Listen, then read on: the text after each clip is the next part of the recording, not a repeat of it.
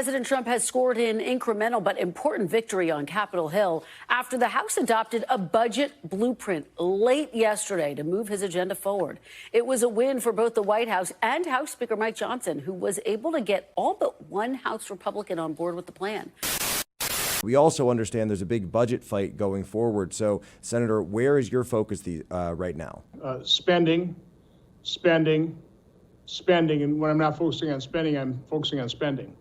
The fact of the matter is, in 2019, we spent $4.4 trillion. Then we went on the pandemic spending spree, averaging 6.5 over the next 5 years. Last year, we spent 6.9. This year, we're on a path to spend $7.3 trillion. That's 63% higher than 2019, when the population has grown by 2.6%. So I've been advocating for returning to some reasonable pre-pandemic baseline. I appreciate what the House is attempting to do here. I realize the slim margins, but I just have to say what they pass as a budget is just completely inadequate. They would at most take us from 7.3 trillion down to 7.1.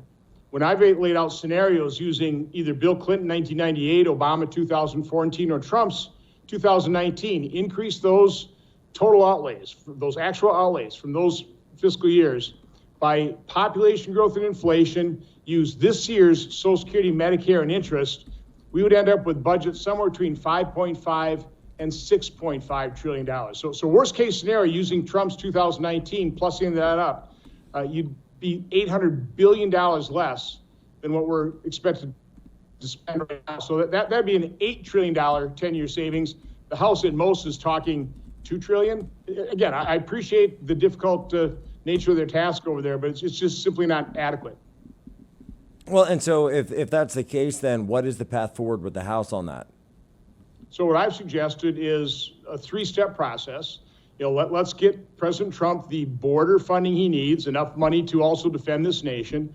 The second step I would do is I would just extend the current tax code. As messy and complex as it is, that would take a massive automatic tax increase off the table for 2026. Again, that was a real problem with the Tax Cut and Jobs Act. It expires automatically, parts of it, most of it. And then I'd come back in the third stage, and then you do the big, beautiful bill, which is really complex. There's so many different components to it. It's going to be difficult to pass. Again, I know Speaker Johnson says they can pass this thing in May.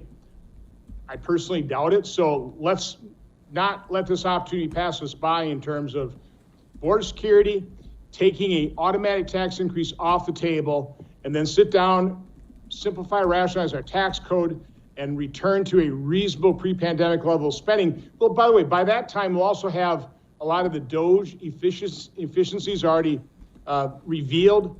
We met with Elon earlier this morning. They're on track of literally identifying $4 billion per day of savings of waste, fraud, and abuse. That's what he needs to come up with $1 trillion of savings per year.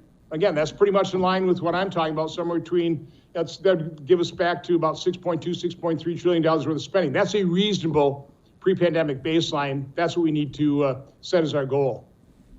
Well, Senator, I think it's exactly right. And so when it comes to that, by the way, that also means that, you've got investigations that are going on. It's got you've got things that we want the government focused on, but obviously lots of things that we don't want the government to be spending. That's kind of where DOGE comes in then, right? Absolutely. Again, I think Elon is doing a brilliant job. It was a brilliant move on the part of President Trump to enlist Elon and set up this Department of Government Efficiency. I mean, you hear all the complaints from the radical left, the people who feed off big government. I mean, this is one of the most brilliant people, most accomplished, most effective individuals who's ever walked planet Earth. Okay, and he's using his talents to come and identify just outrageous levels of waste, fraud, and abuse. I mean, he gave us a number of examples. I don't want to quote them because I don't have the numbers right in front of me, but it's unbelievable what he's finding in the federal government. Unfortunately, it's all too believable that this is exactly what he's finding in the government. So we got to give him time. We've got to expose all these things. We've got to get past all the lies of the legacy media, of our Democrat colleagues. And here's the truth. Here's how grotesque the waste and abuse of taxpayers' money and borrowed funds is we got to end it. And again, that takes some time, and then we got to translate what he's exposing into legislation. All that is complex. It all takes time. That's why a three-step approach is, by the way, it's gaining popularity here in the Senate. Again, I truly appreciate what the House is doing. I really do. You know, Jody Arrington, all those guys, you know, Speaker Johnson, House conservatives, you know, stepped up the plate. We're trying to unlock the key to be able to do these things. But again, to me, a multi-step approach, take one step at a time, keep it as simple as possible, and leave the big, beautiful bill so we have the time to get it right. And so whatever we do for taxes is permanent. It doesn't automatically expire. And so if it doesn't automatically expire, that means it would essentially go forward, and then any further legislation would have to be brought as a separate bill, basically, to if you wanted to raise or lower it. Right, and you know, so we've already seen parts of the TCJA expire. A lot of the business tax provisions, R&D tax credit, accelerated depreciation. To make that permanent is going to cost somewhere in the magnitude of about $700 billion. So we're going to have to find real savings of that. By the way, you know, our approach in Senate budget resolution, we're spending $342 billion over 4 years, but we're paying for it in 4 years. So that's $85.5 billion per year of spending savings is what Chairman Graham is committed to.